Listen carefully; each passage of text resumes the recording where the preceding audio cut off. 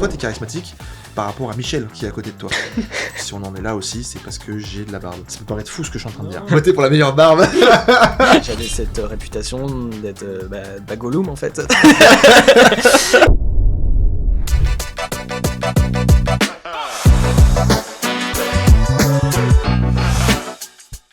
Eh bien, bonjour à tous, j'espère que vous allez bien. Merci encore de nous rejoindre ce nouveau dimanche à 10h pour qu'on puisse parler du coup aujourd'hui de la place de l'hygiène de vie dans l'entrepreneuriat et au quotidien. L'alimentation, le sport et un petit peu comment on gère sa mentalité au quotidien. Je me permets de te couper parce qu'en fait là je viens de te faire une introduction en te disant qu'on va parler de l'hygiène de vie, mais au final on a fini par dériver et on parle aussi du coup de l'impact que peut avoir notre physique vis-à-vis de notre côté vie professionnelle et vie personnelle, et aussi de l'importance de se fixer des objectifs pour réussir entre guillemets à entreprendre correctement. Donc je te souhaite une très bonne vidéo et je te dis à dimanche prochain 10h, n'oublie pas, abonne-toi, like, partage, ça fait toujours plaisir, et bonne vidéo. Donc pour ce faire, je suis avec Tommy et Goran. Salut les gars. Bonjour. Ah ok. Je parle pas en fait. Je parle pas. Non, je suis hyper content qu'on puisse parler un petit peu de ça aujourd'hui, un peu de la place du sport, et même d'une activité physique ou autre au quotidien, en sachant que je pense qu'on a comment on peut dire, qu'on n'a pas forcément la même expérience et la même routine de travail tous ensemble. Déjà, qu'est-ce que vous faites dans la vie ? Tiens, Tommy. Alors, je suis comédien, du coup, dans la vie, et Game Master dans un escape game. Ok. Est-ce que vous connaissez les escapes? J'étais Game Master. Oh, Et vous êtes les mêmes. Je te dis, je vous ai pris d'accord, tous les on est deux parce que vraiment les mêmes. vraiment... Alors à part que je fais de la fromagerie, moi pas de... ça c'est encore autre chose. Mais On en oui, parlera après. vous êtes similaires Ok, d'accord, bah on va découvrir ça ensemble. tout au long du pod. Mais ouais, Game Master et comédien. Et voilà, ce sont mes deux Donc passions, là, mes deux- t'es Game Master en travail alimentaire Ouais, c'est ça. et du coup En- acteur cascadeur. En fait, en temps partiel, du coup, les samedis dimanches, Game Ok. Master. Comme ça me laisse la semaine de libre pour les projets. Ok. Donc comédien et non, en formation de cascadeur. Ok. Je suis pas encore cascadeur pro, Ok. mais bientôt un jour j'espère. Ok. Voilà, mais je suis encore en formation donc je n'ai pas l'autorisation normalement de faire des cascades. Ok. Oui, t'as Je suis pas la pas- certification. voilà. Ok. Je suis pas pro encore pour l'instant donc les productions préfèrent prendre des vrais cascadeurs, Ce qui est pas plutôt prendre de normal. risques vu que c'est un métier à risque. Mais en gros c'est ça. Ok. Et toi du coup? Eh bien moi, du coup, là actuellement, ce que je voudrais faire plus tard, il y a deux choses majoritairement, enfin trois choses exactement. Réaliser pour moi, je pense pas vouloir en faire un métier. J'ai envie de réaliser mes films dans mon coin. Si ça marche, tant mieux. Si ça marche pas, tant pis. Et je voudrais surtout être script cinéma. Donc là, je suis en train, pas d'être formé pour ça, mais de me former tout seul sur des projets bénévoles, ce genre de choses. Là, ça tourne un petit peu moins en ce moment parce que faut vivre à côté.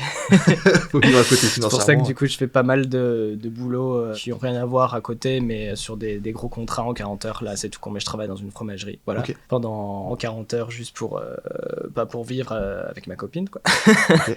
Tout ça pour payer un loyer, et je suis actuellement en développement d'une bande dessinée, même s'il n'y a rien d'officiel là pour l'instant. Ok, c'est en cours. C'est à fond dedans, voilà. Donc des vies relativement remplies et surtout une double Ouais. vie de ce que je vois. Triple vie. Parce que moi pour le coup j'ai plus triple vie, moi j'ai plus de boulot à côté, on est à 100% dans la boîte depuis quelques années maintenant. Trop bien. Comment tu gères par rapport au thème, tu vois, qui est avoir une bonne hygiène de vie dans l'entrepreneuriat et même au quotidien en tant que tel, mais là par rapport aux médias on s'axe là-dessus.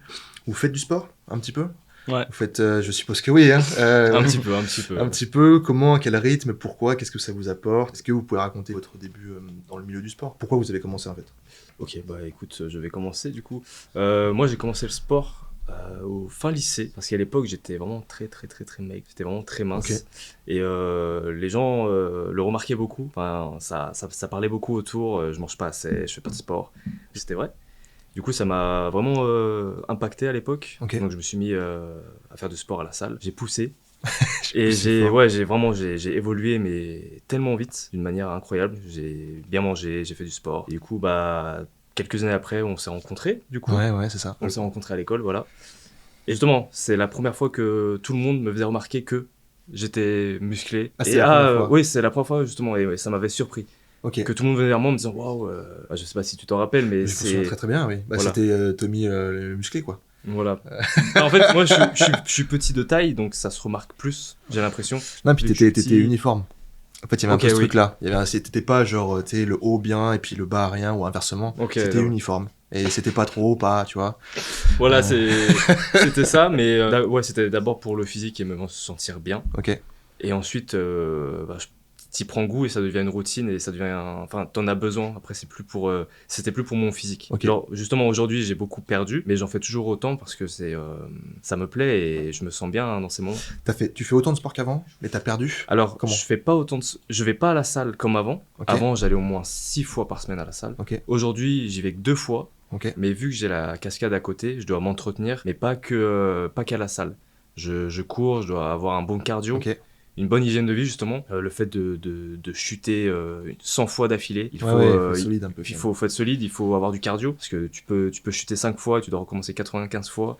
Si t'as pas de cardio, c'est impossible. Donc c'est pour ça que je te dis, c'est bizarre. J'en fais plus qu'avant, mais je suis moins musclé qu'avant. Parce que peut-être que la cascade, ça axe moins un muscle en particulier. Tandis que la Exactement, muscu, ouais. tu travailles triceps, biceps, C'est ça, delto, tu vois, et donc peut-être que la cascade, tu travailles plus l'ensemble. Ouais, c'est ça. Puis maintenant, quand je vais à la salle, je fais les mêmes séances qu'avant, me muscler et tout. Mais j'ai plus d'objectifs, peser tant et manger donc tant. c'était un peu une conséquence d'un petit trauma. Ouais, on peut dire ça comme ça. Un petit,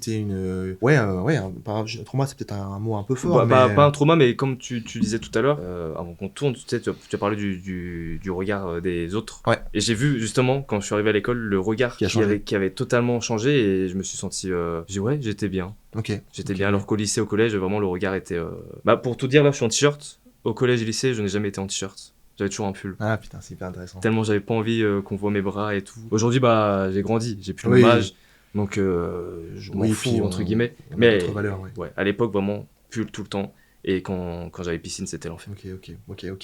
Ok. Et toi, est-ce que tu fais du sport suite à un trauma aussi ou pas du tout? Là, je vais parler de 2-3 petits trucs qui me sont arrivés là, il y a 2 ans. Ah oui. Non, moi, c'est un cas un peu particulier parce qu'en fait, ça fait depuis, je pense que j'ai 13-14 ans. Je pense que c'est pour ça, si je suis pas très grand, ça a bien arrêté ma croissance. On dit qu'il faut pas arrêter, faut pas faire de sport trop tôt parce que tu grandis plus après. Et, Ça, c'est vrai ou c'est un mythe? Non, c'est vrai. Parce que moi, j'ai fait du sport.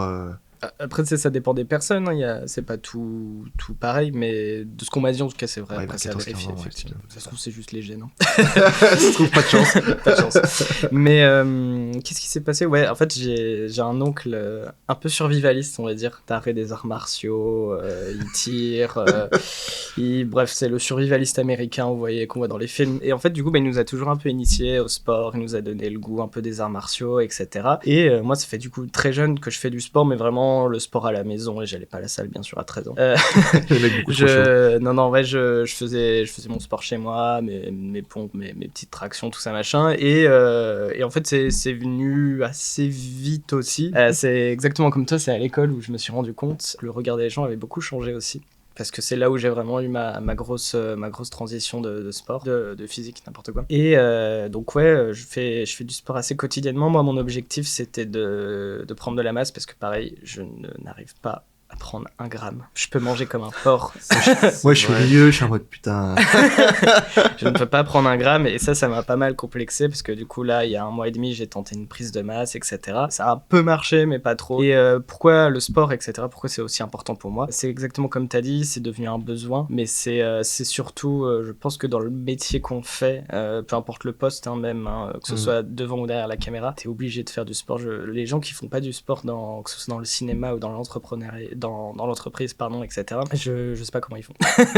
Il y a un peu ce côté-là, tu vois, là on parle de physique, tu vois, cascadeur, t'es obligé pour avoir du cardio et tout, on parle, tu vois, pour se sentir bien, mais je pense que voilà, il y a vraiment ce côté-là aussi un peu psychologique, parce que si tu vois, nous on a monté une boîte, j'ai arrêté de faire du sport, moi, au bout d'un moment, et j'ai pris 25 kilos, tu vois, à un moment donné, donc là, je suis en train de reperdre, etc., petit à petit, mais le fait, en fait, de plus faire du sport, et ben, t'es peut-être plus sentimental. Ouais. Dans les prises de décision que tu vas prendre, t'es peut-être plus à même à ne pas prendre du recul sur les situations qui t'arrivent, et t'arrives pas à prendre des décisions qui sont rationnelles. Ouais. Alors que le sport, tu passes une mauvaise journée, un client compliqué, ou je sais pas, t'as pas été productif, ou tu te sens pas bien, tu vas à la salle, tu ressors, tu te sens bien. Ouais. Moi, j'ai repris le sport non pas pour perdre du poids en tant que tel, même si c'est une conséquence directe, j'ai repris le sport en vrai pour recentrer entre guillemets ma façon de penser sur le travail. Parce qu'à un moment donné, ça commençait à déraper. T'acceptes tout et n'importe quoi, tu travailles. Des fois, t'avais 3 missions. Je me souviens d'un truc qui était extraordinaire, ça. On revenait d'une tournée, on était parti à Biarritz. Donc, c'était un vendredi, le samedi matin. Donc, la tournée, ça s'arrête à 4h du matin. C'est-à-dire qu'en gros, moi, je finis le montage, il est 4h du matin. À 8h, je prenais le train Paris-Lyon.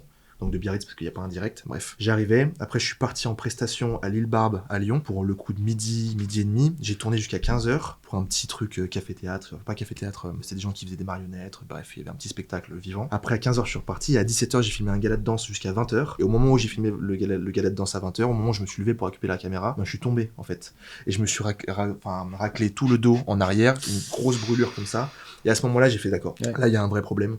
Il faut que tu arrives à dire non, il faut que tu arrives à espacer les trucs. Et puis, si jamais tu peux pas, t'appelles quelqu'un qui a le même métier que toi et tu l'envoies sur la mission. Tu peux pas accepter 3 trucs. Le matin, j'étais à Biarritz, le soir, j'étais dans une autre ville, etc. Et entre-temps, j'étais à l'île Barbe à Lyon. J'ai pris ma voiture et tout, c'était n'importe quoi. Et donc là, à ce moment-là, je me suis rendu compte que c'était une conséquence directe du fait que je faisais pas de sport. Parce que si j'aurais été en bonne condition physique, un cardio et entre guillemets une masse musculaire un peu plus importante, et peut-être que ça, j'aurais pu le tenir aussi. Sauf qu'en fait, quand t'es un peu plus gros, c'est pas le mot qu'on n'a pas le droit de le dire, mais concrètement, c'est ça. T'es en surpoids, voire obésité. Et t'as ce truc-là où tu dors moins bien la nuit, où t'as des crises de stress qui peuvent être plus fréquentes. Les gens te regardent pas forcément de la même façon, donc pour négocier des contrats, potentiellement tu gagnes moins d'argent. Alors qu'en fait, t'es la même personne, mais si t'es plus musclé, plus assurance, tu vas lui dire, je sais pas, la prestation c'est 1 000 €. Si t'es en situation d'obésité, ça sera peut-être 600, parce que le mec il va dire ouais bon d'accord, mais et puis il va pas te parler pareil, etc., etc. Donc je pense que ouais, le sport c'est aussi pour le physique, mais c'est aussi pour se préserver mentalement, pour la pression. Dans les milieux dans lesquels on est, si t'es cascadeur et que tu gères pas la pression, je pense que t'es un peu t'es un peu mis de côté, quoi. C'est fini pour toi. Parce que si tu stresses, par exemple tu dois faire une chute ou je sais pas quoi, tu te mets à paniquer. Justement ouais, si juste avant la chute, 1 seconde avant, tu stresses, tu paniques, là tu risques gros en tombant et mal, ou il y a des gens qui meurent. Faut dire, voilà, il y a des gens il y en a beaucoup qui ne survivent pas lors des tournages, quoi. Après il y a la sécurité aussi, mauvaise gestion de la sécurité autour, l'équipe technique aussi doit quand même être briefée. Oui, un peu, quoi. Parce que si l'équipe technique avant de sauter, le caméraman il dit une connerie, ça peut le cascadeur il saute, il entend quelque chose, ah merde je devais pas sauter, il essaie de se retenir et c'est fini pour lui. Et pour revenir sur ce que t'as dit, l'hygiène de vie et tout, moi parfois je veux aller faire du sport, mais j'ai pas bien dormi et je sais que c'est pas une bonne idée d'y aller. Donc ok. Parce que je sais que ma séance elle va être nulle. Je vais rien faire, je vais rien réussir à soulever, je vais pas avoir de force. Du coup, dormir, j'ai un problème avec ça. Okay. J'ai du mal à dormir, moi. Ouais, il te faut tes 8 heures, quoi. Ouais, même un peu plus, mais je les fais pas du tout. Vraiment, je les fais pas. Du coup, il y a des jours où je dois aller faire du sport, je ne fais rien. Je peux faire du sport, mais... C'est pas en allant au sport justement que tu dors mieux. Moi je sais que si je fais pas de sport pendant les 4-5 jours d'affilée, mes nuits sont pas les mêmes. Parce que je vais courir une demi-heure, 3/4 d'heure sur le tapis, puis après je vais faire un petit peu développé couché ou autre. Ma séance elle dure 1h30, 2h, moi, pas plus. Et après je rentre chez moi, je me lave, et en vrai... La nuit, je dors vraiment bien. C'est un peu la même situation que quand tu reçois du plaisir, quoi. C'est le même principe. Moi, c'est vraiment égal. Tu vois, si on parle un peu sentimentalement parlant, pour moi, c'est la même chose. Et si je fais pas de sport, au début, ça va, 1 jour, 2 jours, 3 jours. Au bout de 4 jours, tu vois, là, ça fait 5 jours, 6 jours que j'en ai pas fait, j'ai pas dormi pareil. Mais je le sens. C'est une fois que tu le fais et que tu rentres, il est 22h chez toi, tu te laves, tu te couches quasiment. Donc en fait, t'as un peu ce truc-là où juste après le sport, t'as l'endorphine qui monte, et c'est là où moi je me couche. Donc c'est impeccable. Ok. Donc, mais tout dépend à quelle heure tu fais ta séance. Oui, peut-être, oui. Parce que moi, je suis team, alors pas non plus matin, mais ma séance, je la fais entre 11h et 13h. Ouais, mais donc voilà, je ne fais pas de sport le soir ou en fin d'après-midi. Pourquoi ?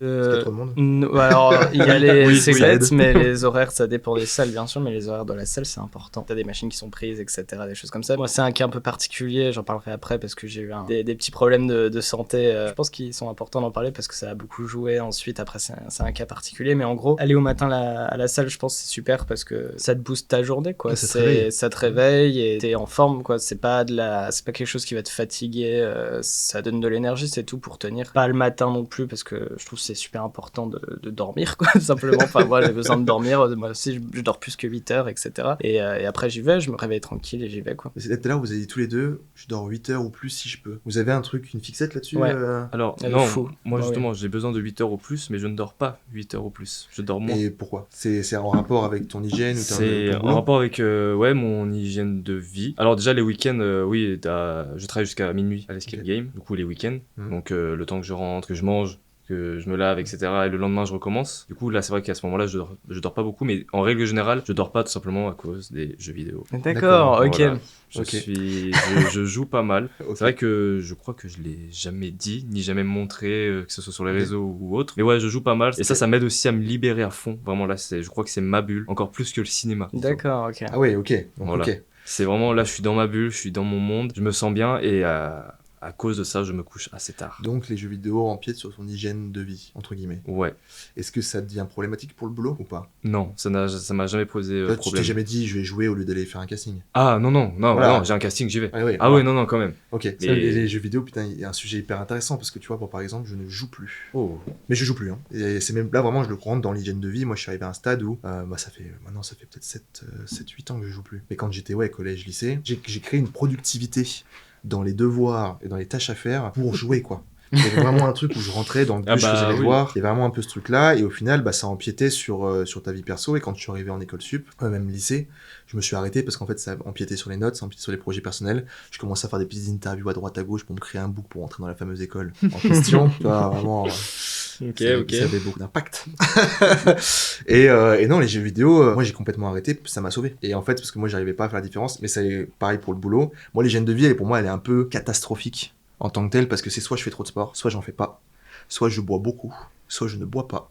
Soit je travaille 10 heures dans la journée, 12 heures dans la journée, soit si je me lève un peu tard, genre 9h30, et ben je viens pas au taf. Parce qu'il y a un peu ce truc-là de ma journée est passée, tu vois, culpabilité, machin, ce que tu veux. Donc vraiment, je fais tout dans les extrêmes.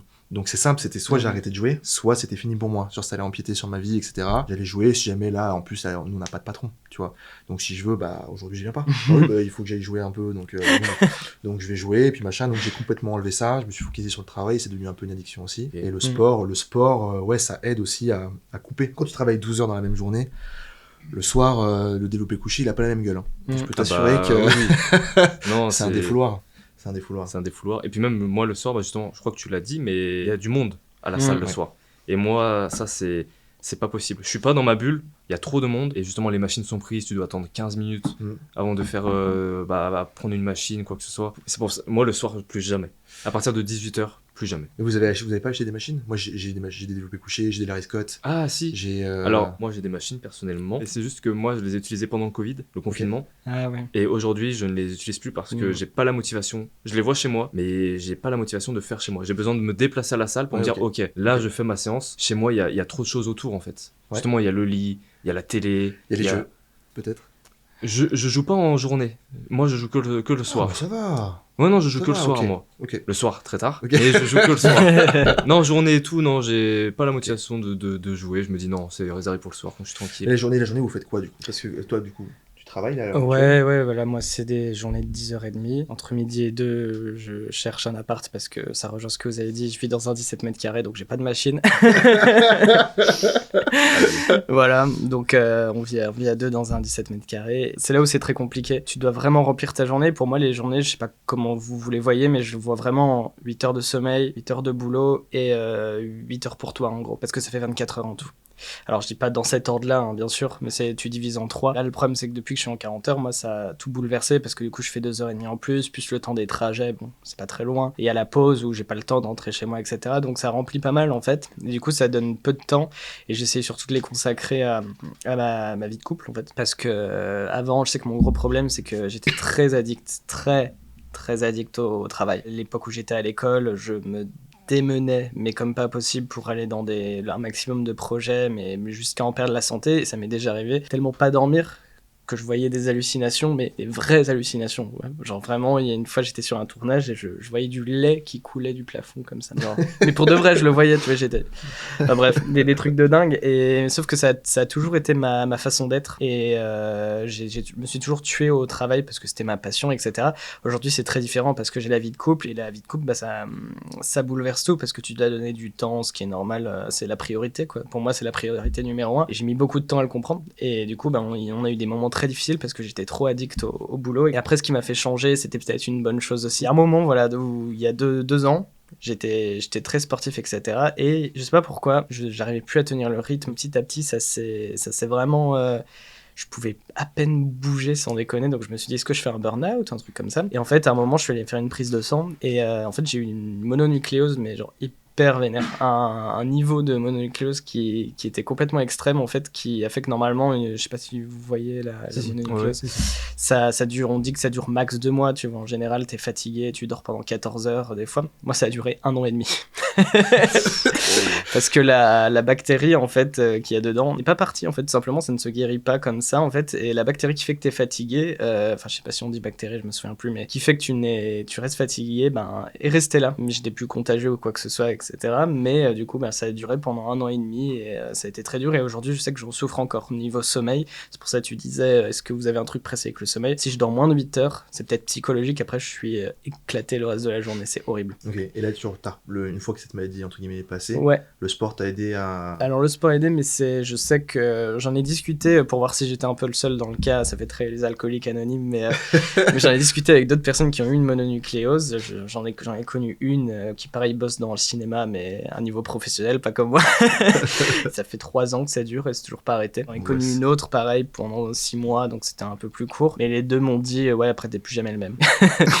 Ça change vraiment et c'est comme si t'avais pris de l'âge, c'est ce qui est pas vrai, évidemment, mais c'est comme si t'avais pris de l'âge et t'es très fatigué tout le temps, en fait. Et le sport, ça va mieux, tu vois. Ça m'a beaucoup perturbé. En plus, là, maintenant, du coup, je travaille en 10h30 par jour et tu dois avoir du temps pour la vie de couple. Du coup, tu trouves des solutions. Pour une bonne hygiène de vie, t'essayes d'acheter de la bonne nourriture. Tu cuisines pour 3-4 jours, obligé, parce que sinon, tu te lèves, Ouais. tu petit-déj, tu vas au boulot et tu rentres, tu cuisines, tu manges, tu dors. C'est horrible. J'ai fait ça pendant 2 semaines, là, mais c'était cauchemardesque. C'est marrant, tu parles de ta conjointe comme si elle t'avait stabilisé. Elle m'a fait comprendre, quoi, aussi, que c'était compliqué pour elle parce qu'elle avait besoin de me voir, etc. Ce qui était mon cas aussi, mais je vivais tellement pas les choses pareilles que ça m'a aidé, ouais, bien sûr. Parce que l'addiction au travail, on n'en parle pas, mais elle existe. Hein. Ah, elle existe, ouais.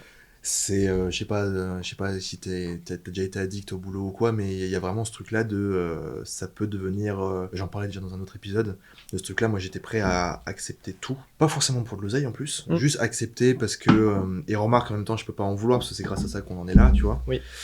Mais il y a un moment donné où tu dis non une fois à ta conjointe, 2 fois, 10 fois, 100 fois.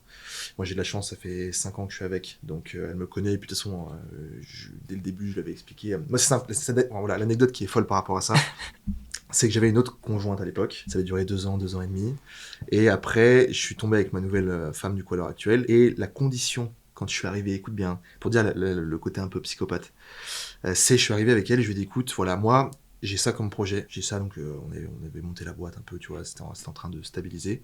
Il y a ça, j'ai ça comme projet, je vais travailler de telle heure à telle heure, si j'ai un projet qu'on avait une sortie, je vais l'annuler pour aller au travail. Je te le dis, c'est pas méchant, mais en gros, c'est est-ce que tu m'aimes comme ça? Est-ce que tu acceptes de me suivre dans cette aventure ou non? Donc c'est-à-dire que même moi, en arrivant, ça faisait 2 semaines qu'on était ensemble, je dis écoute, voilà, je sens que ça commence à devenir un peu sérieux. Moi, je sais que pour être heureux, il me faut ça pour ma dose. En gros, c'est la dose. Hein. Ouais, c'est exactement ça. Si tu rentres pas en ayant fait ce que tu avais prévu sur ton planning, et ben en fait, t'es malade. Et tu rentres chez toi, t'es pas bien, donc autant rester au boulot et finir. Et j'avais mis ça sur la table. J'ai dit, écoute, voilà, moi, ça va se passer comme ça. Et c'est pas méchant, c'est pas contre toi ou quoi, c'est que moi j'ai besoin de ça, est-ce que c'est ok quoi? Et au final ça a été ok, et puis avec le temps, au final, tu travailles un petit peu moins quand même, parce qu'elle arrive à te réveiller quoi, parce que t'es un peu dans un rêve un peu illusoire, et c'est ce que je disais, moi j'ai un système de pyramide. C'est en gros, j'ai un étage vert, où en gros je mets des choses qui sont faisables dans la journée, après j'ai un étage orange, où si je suis motivé, quand je rentre le sport dedans au final, parce que le sport j'ai rentré dans le boulot maintenant, parce que vu que je suis arrivé à un stade où j'ai tapé les plus de 100 kilos, le sport était devenu comment dire, c'est du boulot. Ouais. Hein. Bah oui, au bout d'un moment, c'est le boulot. Il te dit, bah écoute, là, Lucas, 18h, tu t'arrêtes parce qu'il faut que tu ailles faire 2 heures, quoi. Ouais. Parce qu'il faut absolument que les clients, ça se passe mieux, il faut qu'on te prenne plus au sérieux, il faut que tu sois plus fort pour porter du matos. Des fois, t'as 4 valises et t'es tout seul et que tu prends le train. Donc, il faut avoir une certaine condition physique pour porter. Ouais, la dernière fois, j'étais parti, on avait fait un tournage sur Paris. Je pars avec 2 valises et 3 sacs à dos. C'est simple, il y avait plus de 45 kilos. Et donc, j'étais là, bon, il y en avait un en roulette, l'autre que tu portais à la main, un sac à dos avec un pied de mille, c'est ce qu'on voit là, on le voit pas à la cam, mais c'est ce qu'on voit là, et je devais tout porter dans le train et tout, donc si t'as pas un minimum de muscles, tu pars pas. Tu pars nulle part, c'était assez compliqué. Mais du coup, ouais, le truc de l'addiction, hygiène de vie, je pense que être en couple, ça peut t'aider, mais il faut faire gaffe aussi, parce que ça peut être aussi un truc qui te fait changer de carrière. Oui, Faut faire gaffe. Hein. Il y a une question du coup je me suis posée là-dessus justement, c'est que je me suis rendu compte maintenant que je suis en couple, alors évidemment je dis pas que c'est le couple qui a changé ça, maintenant que je suis en couple, en fait je sais que ma vie d'avant, entre guillemets, même si ça a toujours été sur des projets bénévoles, des choses comme ça, parce que j'étais étudiant tout simplement, c'est les moments où je me suis fait le plus de contacts, où je me sociabilisais le plus, et où j'ai le plus pu accéder à des tournages pro sans forcément avoir un rôle dedans, mais au moins y être invité ou des choses comme ça. Et maintenant que je suis en couple, en fait, j'ai plus tout ça, parce que j'en fais une priorité, mon couple, et je suis très heureux dans ma vie, il n'y a pas de souci. Mais niveau carrière, du coup, c'est beaucoup plus compliqué, parce que tu répartis ton temps, et du coup, ça pose vraiment cette question, quoi. Est-ce que, pour moi, le métier du cinéma, c'est un métier de solitaire ? J'ai vraiment cette sensation-là. Moi, je suis de base quelqu'un de très, très solitaire. Ouais. Vraiment très, très. Je pense que tu l'avais vu à l'école, peut-être. Ouais, je pense qu'on est un peu pareil comme ça. Ouais, moi je suis vraiment très solitaire et c'est vrai que je suis plus je suis plus côté pro que perso. Donc c'est pour ça tout ce qui est quand j'ai un casting, quand j'ai un travail, que ce soit aux jeux vidéo, sport ou aller au cinéma, enfin bref, peu importe les activités, je vais prioriser le côté pro. Pour moi non, si peut-être la personne avec qui tu es est peut-être dans le même milieu que toi, ça peut peut-être t'aider à avancer, ou ça peut être justement un frein. Ouais, un frein, ouais. Ça dépend. Toi, t'as été accompagné ou t'es pas accompagné? Moi, je vis encore avec maman. Ok. Je suis encore avec ma mère, donc j'ai pas cette vie de couple ou être dans un appartement ensemble, vivre ensemble, donc je sais pas ce que c'est. Elle connaît mon hygiène de vie, ma routine, elle sait que je vais au sport, elle sait que j'ai des castings, elle sait ce que je fais. C'est plus comme une coloc. Si je suis pas là, elle va rien demander. Si elle est pas là, je vais rien demander. Donc chacun fait sa vie. Voilà, moi je fais ma vie tranquille. Je fais ce que j'ai à faire. Ça me bloque pas personnellement, moi. Enfin, il y a pas de frein ni quoi que ce soit. Donc, je pense qu'effectivement, ça peut freiner si c'est par rapport à ce que tu disais, ça peut peut-être freiner, etc. Ça dépend si tu poses les bases. Moi, je sais que avec mon ex-copine, tu vois, c'était un frein monumental parce qu'en fait, ça lui allait pas. Et en fait, elle a vécu ce truc-là où j'étais étudiant et ce truc-là où j'ai commencé vraiment à entreprendre. Donc, entre guillemets, elle a pris une gifle par rapport à mon emploi du temps. Tu vois, parce qu'il y avait ce truc-là où j'étais étudiant, donc soirée, ce que tu veux, tu rentrais les week-ends bien stables, etc., les vacances scolaires, ce que tu veux. Et à un moment donné où j'ai pris une grosse tangente, et je bossais les week-ends, j'avais 2 boulots, j'ai monté l'association pour pouvoir avoir la boîte d'aujourd'hui, etc. Donc en fait, elle a vécu ce changement, elle avait pas entre guillemets signé pour ça. Elle avait signé pour avoir un mec normal, tu vois, il fait ses heures, il rentre, basta, tu vois, il regarde un film et tout, alors que moi, je me souviens quand on était même encore à l'école, j'étais animateur scolaire, du coup, tous les jours de la semaine, puis le week-end, je travaillais à Ikea pour vendre des hot dogs, tu vois. Ah, je me rappelle.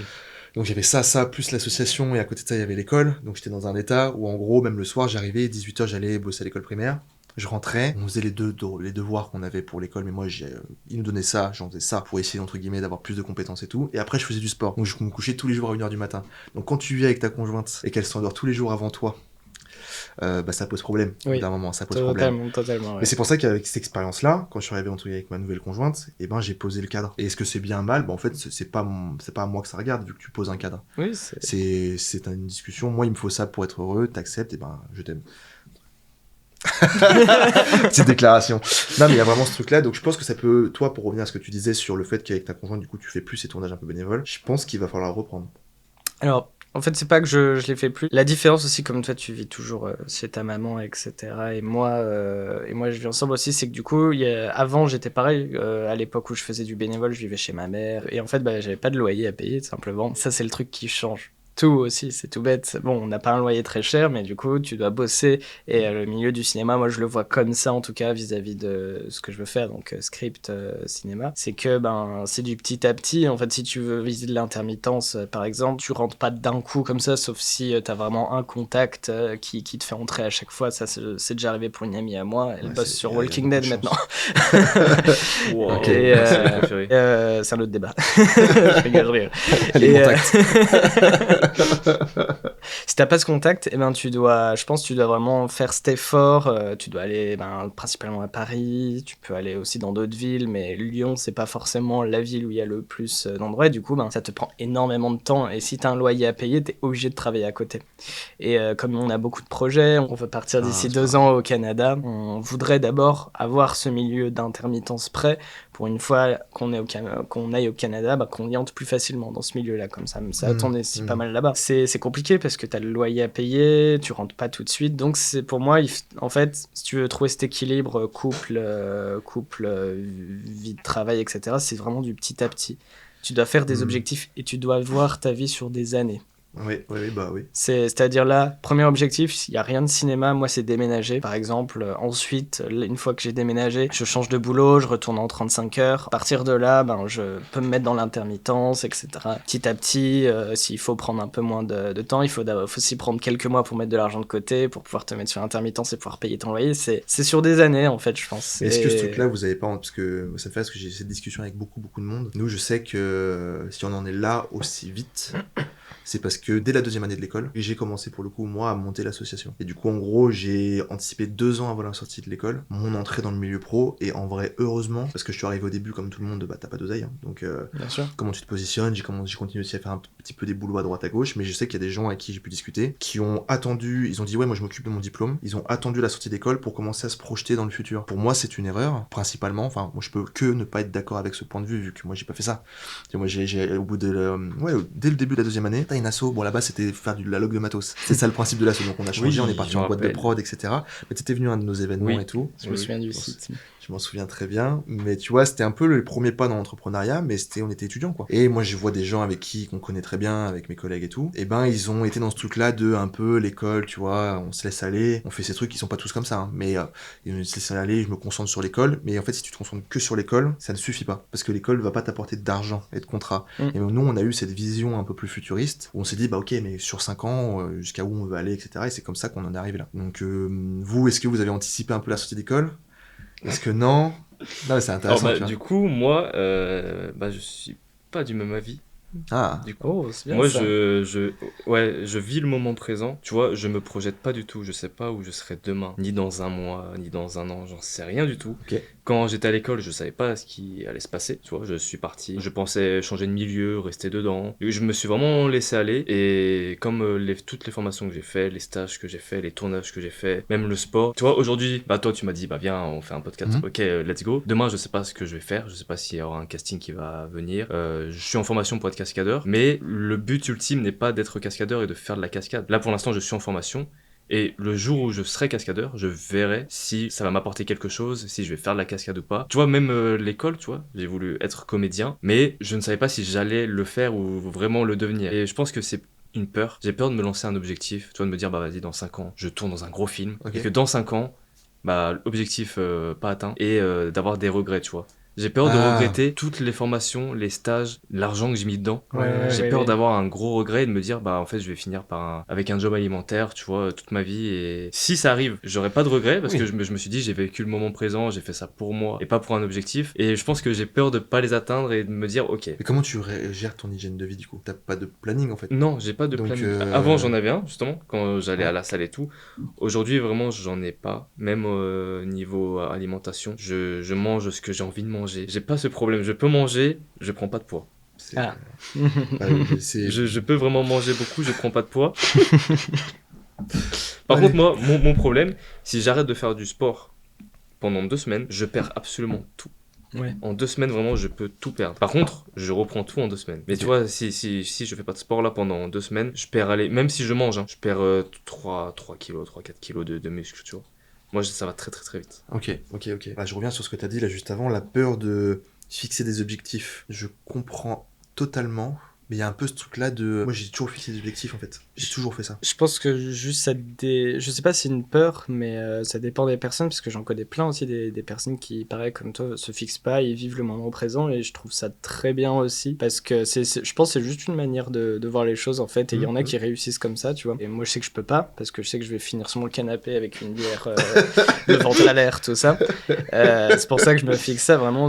Moi c'est plus la peur justement de pas savoir où je vais. Et en fait j'ai toujours cette idée-là de me dire, en fait je sais que l'objectif que je me fixe, je le mets toujours extrêmement haut et je sais que je vais jamais l'atteindre. Au fond de moi, je sais que je vais pas l'atteindre, mais je me dis, au moins, t'as fait juste une grosse partie du chemin. Et plus tu vises haut, plus forcément tu montes haut. Tu vois ce que je vois? Oui, je vois très bien. Je sais que moi, cette mentalité m'a beaucoup aidé dans la vie d'une manière générale, mais c'est tout bête. Mais pareil, mon film de fin d'études, enfin, c'est pas vraiment un film de fin d'études du coup, autre débat.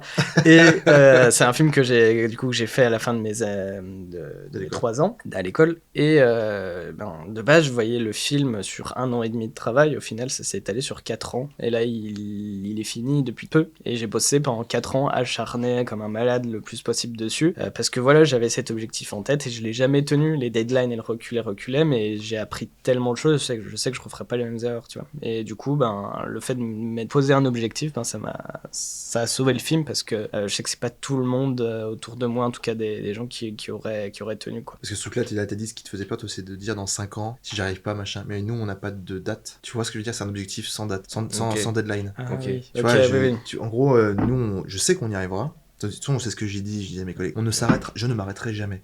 Ça, c'est bien. C'est pas un débat. Là, par contre, le sport, j'ai arrêté. Le travail, c'est. Parce qu'en fait, il y a ce truc-là de, ok, on arrête tout là. Bah, je fais quoi? Rien. Parce que je sais faire que ça. Moi, je suis bon dans ça. Je suis bon dans ça, je suis bon dans ce qu'on fait, etc. Il y a des choses encore à améliorer, mais j'atteins tous les jours, je travaille, donc tous les jours, j'ai un meilleur niveau. Donc, c'est hors de question qu'on fasse autre chose. Et du coup, pour avoir un peu ce truc-là de... Je sais pas, moi, qu'est-ce qu'on peut dire comme objectif? En fait, nos objectifs, on les a déjà atteints quasiment. Donc, en fait, on est en train de monter d'autres trucs. Peut-être un espace de cowork qui est en cours de préparation. Il y a des choses comme ça qui sont en train de se mettre en place. Et ben, ça, en fait, je sais qu'on le fera. Mais est-ce qu'on va le faire parce qu'on a des opportunités là d'ici 1 mois ou 2 mois? Ou est-ce que si on loupe celle-ci, on le fera dans 10 ans? Ce qui est sûr, c'est qu'à un moment donné, ça le fera. Et il faut pas se fixer de date parce que c'est ce qui t'angoisse le plus. Et si tu bosses au maximum de tes capacités, tu ne peux en aucun cas avoir un regret, même si t'es en échec. Parce que je sais pas, si tu travailles 10 heures dans la journée et qu'à la fin t'as pas terminé, bah tu peux pas t'en vouloir vu que t'as tout donné. Par contre, si t'as fait que le matin, t'as travaillé que 4 heures le matin et tu te dis bah ta journée a pas été productive, c'est de ta faute. Donc il y a un peu ce truc là de, pour moi, j'y vais à fond et même si on n'atteint pas l'objectif qui est souhaité, vu que j'y suis allé à fond, je me pardonne. Sinon je peux pas faire plus. Oui. Donc t'es à ce moment-là sur tes capacités. Voilà, par au contre, max, si je travaillais 8 heures et j'étais un peu, tu sais, voilà, un peu le téléphone, machin, et qu'à la fin, j'ai pas atteint mes objectifs, et putain, bah tu vois, tu te souviens pas la semaine dernière, t'as fait 3 jours où t'as rien foutu. Par contre, si je suis allé 2 semaines d'affilée, non-stop, j'ai bien bossé et que j'ai pas atteint l'objectif, et ben, tant pis. Ok, mais enfin... Parce qu'il n'y a pas de regret. Ouais, j'ai employé le terme peur, mais je pense que c'est pas le bon terme. Moi, j'aime bien être surpris. J'ai pas envie, en fait, de me dire, bah là, j'ai bientôt 25 ans, j'ai pas envie de me dire, bah de mes 25 à mes 30, j'ai ça à faire. Tu vois, j'ai pas envie de me dire, bah là, je vais faire telle chose. Non, j'ai juste envie d'être surpris. Je pense que c'est pas en fait peur, mais j'ai envie d'être surpris, tu vois. Si un jour, si demain, le cinéma s'arrête pour moi, tu vois, pas de panique. J'ai plein d'autres choses à faire. Tu vois. Je sais pas encore quoi, mais le jour où ça arrive, bah je vais travailler dans autre chose. Je sais pas, ça se trouve dans 5 ans, je serai dans la politique, enfin, j'en sais rien, tu vois, tout est possible. Et je sais qu'il y a beaucoup de personnes, ils ont leur vie, tu vois, là, ils ont 20 ans. Ouais, de mes 20 ans à mes 30 ans, il va se passer tout ça. Je vais vivre comme ça, je vais avoir ça, je vais avoir... Et moi, je trouve ça dommage de se dire, bah, tu connais déjà ta vie. Donc, pourquoi la faire si tu la connais déjà? Surtout qu'il faut saisir les opportunités qui vont se présenter. Parce que si t'as un plan de carrière sur 10 ans, s'il y a un nouveau truc qui arrive, bah, ah non, c'était pas prévu. De toute façon, ce sera jamais linéaire. C'est impossible que ce soit linéaire. T'es toujours surpris, donc c'est bien d'avoir une idée peut-être, mais il faut se laisser surprendre aussi, ouais, je suis d'accord. Ouais, c'est plus ce côté-là, en fait. C'est pas trop de la peur, mais j'aime bien être surpris, tu vois. Puis t'as quand même des objectifs, tu veux être cascadeur. T'as quand même ce truc-là, à un moment donné, tu t'es fixé cet objectif. Bah, en fait, tout à l'heure, t'as dit que tu travaillais à Ikea. Ouais. T'as dit ça. Moi, je sais pas si tu te rappelles, mais à l'époque, je travaillais chez la concurrence et on en avait déjà parlé. Peut-être que tu t'en souviens pas. Tu travaillais chez qui? Conforama. Ah, juste en face? Non, enfin, Conforama, bah, c'est la concurrence. Oui, mais attends, mais Conforama, il y a. Caluire. Ouais, mais les gens, ils vont pas connaître les sons Ouais, enfin, bref. C'est pas. Tu vois la GPS. C'est pas le sujet. Je travaillais à Conforama. En fait, un jour, la pause, je suis sur mon téléphone et je vois Cascade. Et moi, du coup, j'étais en formation à l'école pour être comédien. Et je me suis dit, ah bah, Cascade, ça touche, voilà, c'est les comédiens, c'est important. Du coup, je me suis dit, bah pourquoi pas, et j'y suis allé. Mais dans ma tête, même j'ai fait des stages de doublage, je me suis jamais dit, bah je vais faire du doublage, mais j'étais tombé par hasard sur une vidéo d'un doubleur, d'un comédien, et je dis, bah pourquoi pas faire du doublage. Tu vois, j'ai fait mon stage de doublage, je n'ai jamais travaillé dans le doublage, mais j'ai quand même fait mon stage parce que le jour où j'ai vu ça, je voulais faire le stage. Là, je suis en formation de cascadeur. Je sais pas si je serai cascadeur, mais en tout cas la formation elle m'apporte. J'ai beaucoup appris sur moi grâce à cette formation et j'en apprends tout le temps. Et c'est ça qui est important pour moi.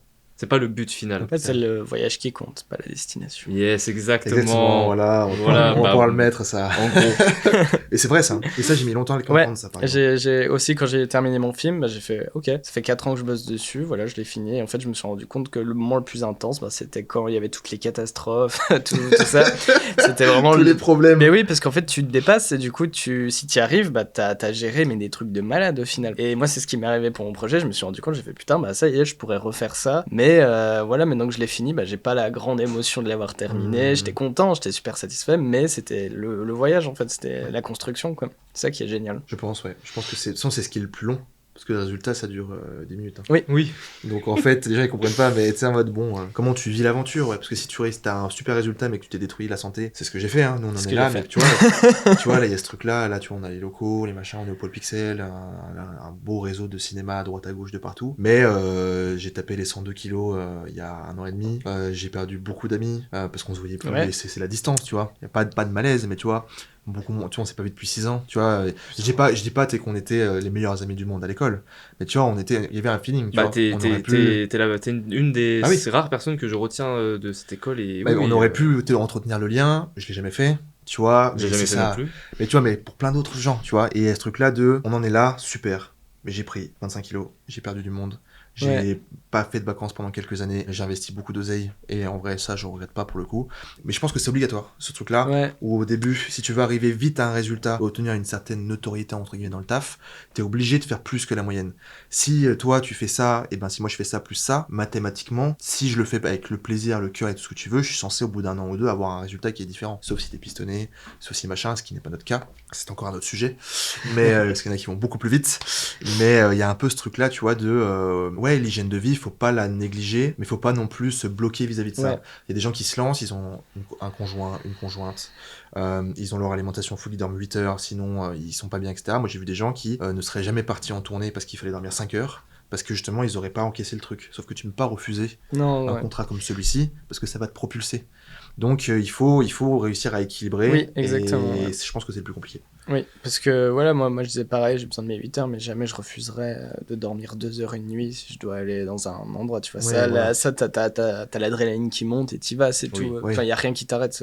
Si t'es motivé, y a rien qui t'arrête. Et si ça dure 1 mois, 2 mois, 1 an, il faut que t'aies non, mais c'est ce qui m'est arrivé. Hein. C'est une vie de sacrifice, en fait. C'est une vie...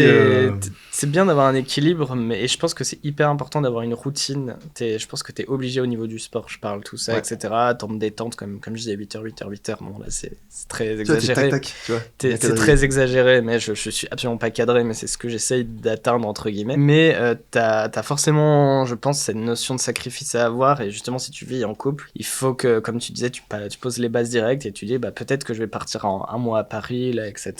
Bon, je vais être défrayé, mais est-ce que tu veux mettre de l'argent pour accompagner, ou est-ce que tu es prête ou tu es prête, peu importe, à ce qu'on ne se voit plus pendant un certain temps, etc. En te disant voilà, dans 5 ans notre objectif, voilà, c'est dans 10 ans, je dis 10 ans mais c'est pas dans 10 ans, mais c'est d'avoir mon chalet au bord d'un lac avec dans une forêt canadienne, tu vois. Ça c'est mon rêve ultime. Ok. Et je m'accroche à ça, tu vois, mais du coup, voilà, pour moi, si tu veux arriver à tes trucs, tu dois avoir ta routine, mais tu dois avoir aussi une notion de sacrifice. Où tu dois te dire, comment on voit la bascule? À l'école, j'étais bien, tu vois, physiquement, j'étais bien, j'étais sec, j'étais plutôt pas trop mal, j'étais un peu fin, quand j'ai vu les photos quand même, j'étais peut-être un peu fin, mais j'étais bien, et j'ai basculé, mais je l'ai pas vu. Tu vois, j'ai bien vu que je prenais un peu de poids, mais tu vois, bon, ça va, et puis voilà, et puis en fait les semaines, les mois passent, et je me souviens jusqu'à un moment où je monte sur la balance, je vois 98, et je me vois me dire, ça va pas. Bon, je fais 1m81, donc tu vois, si je fais 85 kg, 87 kg, si t'es musclé, ça va. C'est bien, on s'en fout, tu vois, c'est très bien. Mais 98 sans sport, il y a un problème. Et je me suis dit, ça va. Et genre 3 semaines après, je faisais 102. Et là, à ce moment-là, j'ai réagi. Parce qu'en fait, quand tu vois 3 chiffres, là, il y a vraiment un truc. Psychologiquement, tu dis, c'est hors de question, on va reprendre l'alimentation et tout. Mais comment, pour quelqu'un qui se lance dans l'entrepreneuriat, cherche à avoir une bonne hygiène de vie parce qu'il est encore dans le truc un peu soirée, kebab, voilà, bon, tacos, il boit de l'alcool, peut-être qu'il fume et tout. Quel conseil on pourrait lui donner pour qu'il se remette à faire du sport, qu'il trouve un vrai atout bénéfique, qu'il arrive à pas basculer dans les travers des gens qu'on connaît qui ont finalement arrêté parce qu'ils sont plus dans la hype que dans le travail? Il y en a beaucoup. Oui. Comment on fait? Moi, je pense qu'il n'y a aucune solution. C'est-à-dire... non, mais... C'est désespéré. Non, merci. Allez, merci beaucoup à tous. C'est tout pour moi. Non, ce que je veux dire, c'est que je pense que ce genre de choses, que ce soit une bonne hygiène de vie, bien s'alimenter, enfin évidemment dans le raisonnable, hein, t'as le droit de te faire plaisir, etc. Oui. Je pense que ça peut venir que de soi. Ou alors, mais il faut... Ou d'un choc. Ou d'un choc, comme les 3 chiffres. Genre les 3 chiffres. d'un choc ou alors moi souvent ce que je faisais, je sais que j'ai toujours autour de mes amis etc, il y en a plein qui désespéraient un peu parce que le milieu du cinéma voilà c'est dur, faut y entrer. J'essayais inconsciemment de leur faire comprendre qu'ils en avaient les capacités, il y avait personne qui pourrait leur dire vous y arriverez pas. C'est même, je veux dire, si t'as Christopher Nolan qui arrive et qui dit non t'y arriveras jamais, oui. Il faut pas l'écouter. S'il dit ça, même si c'est un grand réel, c'est juste un con. S'il disait ça, tu vois, c'est. Vas-y, gros. Non, mais c'est. Si tu regardes cette vidéo. non, mais c'est pour dire. Christopher Nolan est un con. Ça, je vois bien, c'est un titre. Tu vas avoir 1000 vues, minimum. Ce que je veux dire, c'est qu'en fait, je pense que ça doit venir de toi, ou alors, si t'as envie de conseiller quelqu'un, ça doit être inconscient. C'est-à-dire, tu l'amènes à une situation pour se faire, pour qu'il se rende compte de ses capacités. Ça peut être dans un tournage. Je sais que j'ai un ami qui a fait de la comédie sur un de mes films, qui a beaucoup de problèmes de confiance en soi. Et je sais que le mettre inconsciemment sur un tournage, etc. Mais pas lui dire que je l'ai choisi pour l'aider, lui faire montrer qu'il a des capacités et tout, et qu'il se rende compte en se voyant. Ensuite, je sais que ça peut faire changer. Je sais que ça a déjà marché. Oui. Par contre, si tu dis à une personne, fais ça, que tu lui répètes, et que tu lui répètes, et que tu lui répètes, oui, ça te pompe toute ton énergie, et tu peux pas. Pour moi, ça doit venir soit de ça, soit c'est inconscient. Tu dois le faire rentrer inconsciemment dans la personne. Mais là, il y a un truc qui est intéressant de ce que tu viens de dire, mais au-delà de ça, il y a si tu veux passer d'un point A, en gros, d'une idée à un résultat, il faut une routine. Oui. Ça, pour le coup, on est d'accord. Tu peux pas arriver. Bon, je vais être acteur. Je suis acteur.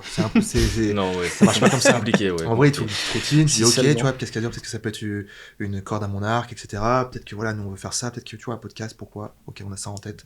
Donc en fait, il te faut absolument, il te faut une routine. Il te faut un petit plan court terme au moins. Selon moi, hein. Je sais qu'on n'est pas d'accord.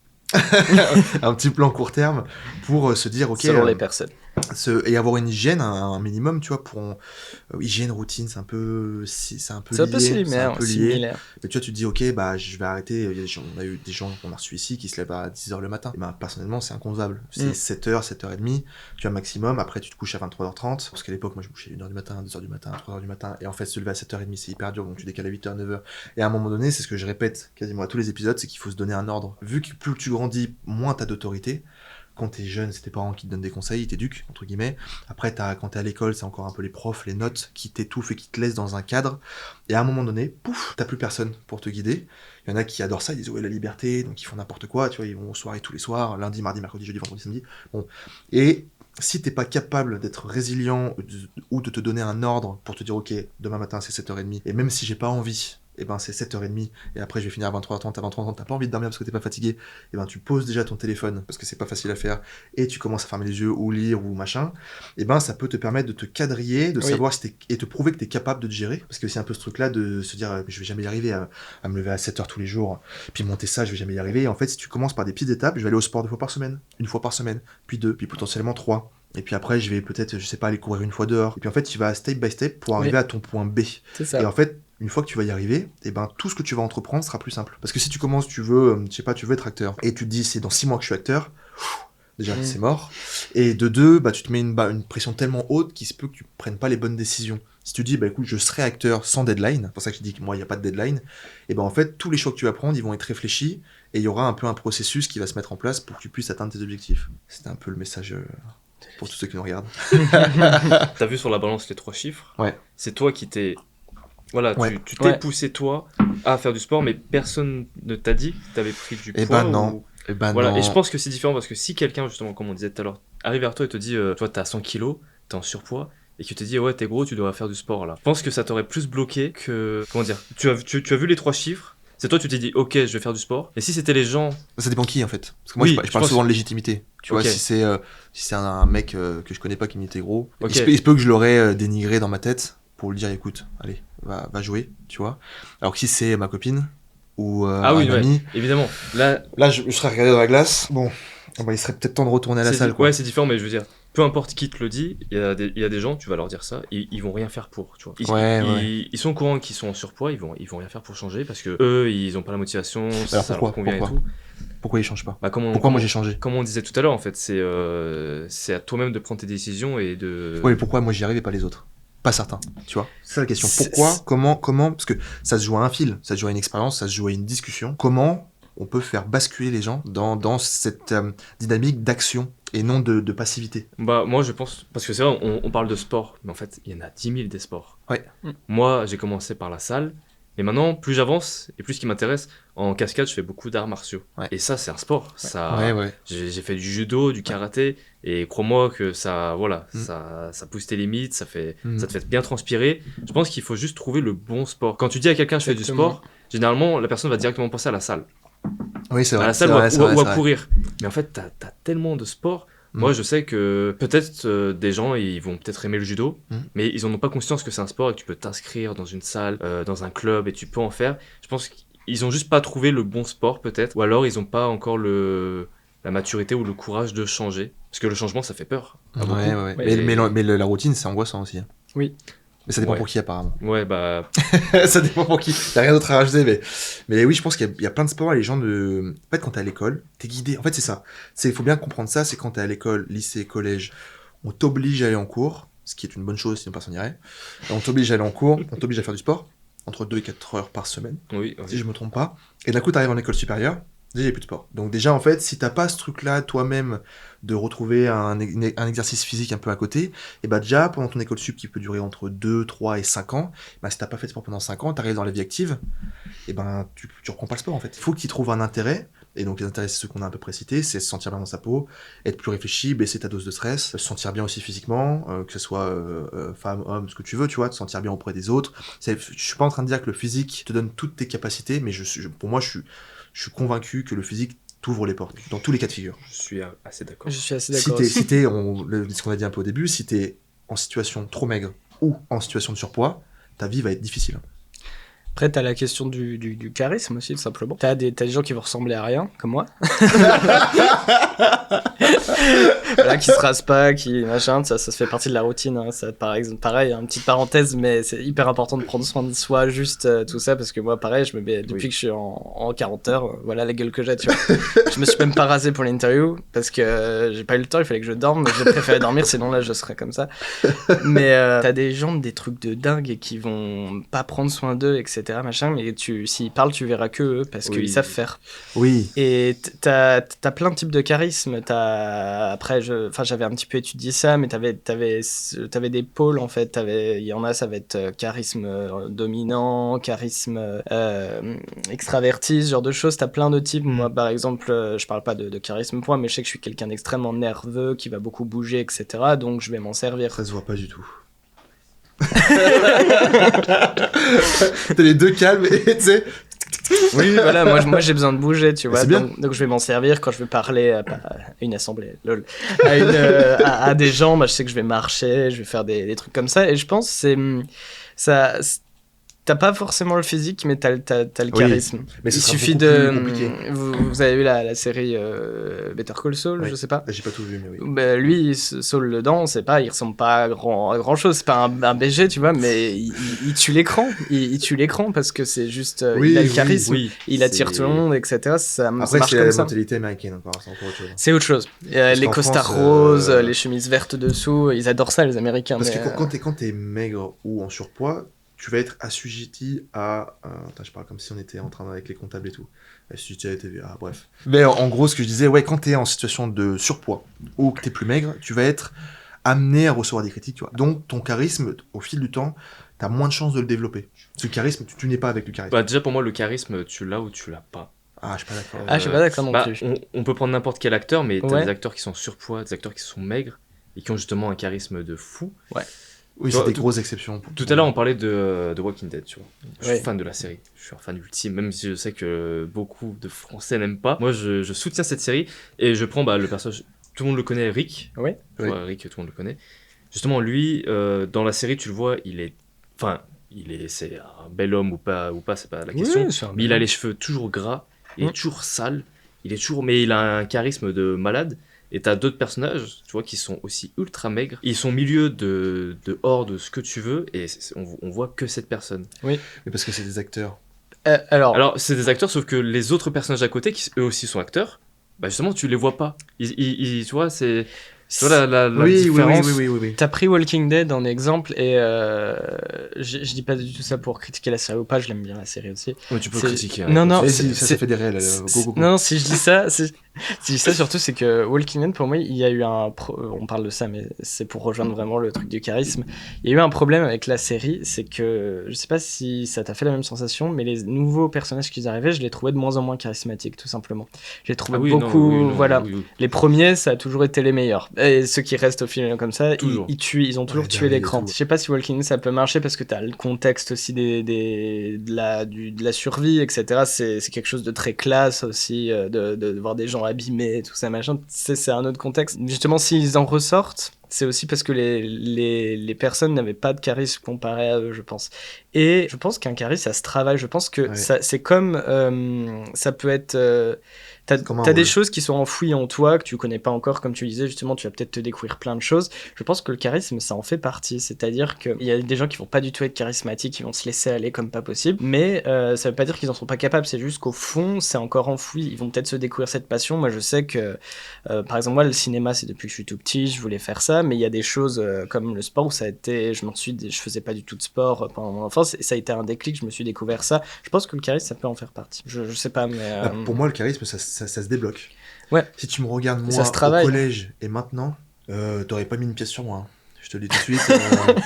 Après, quand t'es au collège-lycée, t'as pas encore de la charisme. maturité, aussi. Non, tu l'es pas. C'est par l'éducation, par les échecs, les réussites, ton entourage, qu'on va te laisser la place de t'exprimer. Moi, je sais que je suis fils unique, par exemple. Donc, c'est à double tranchant. C'est soit, t'es entre guillemets, tu parles beaucoup trop et t'es pourri gâté, donc tu peux être un peu relou, soit t'es introverti. Moi, j'ai été un peu introverti à un moment donné. Je sais pas ce qui s'est passé. Je faisais des petites blagues à ma mère, tu vois. Ma mère rigolait tout le temps à mes blagues. Et ça, c'est un truc qui m'a marqué, tu vois. Et du coup, il y a un peu ce truc-là où en fait, je peux parler. Puis à l'école, tu commences à faire des blagues.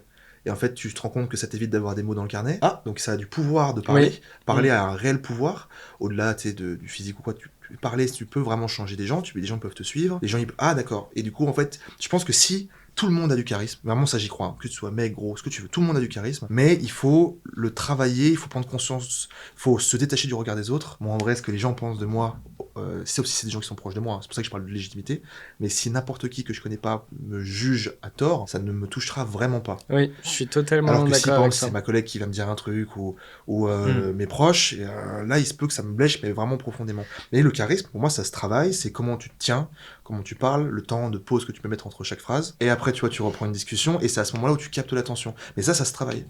Personne n'est né comme ça.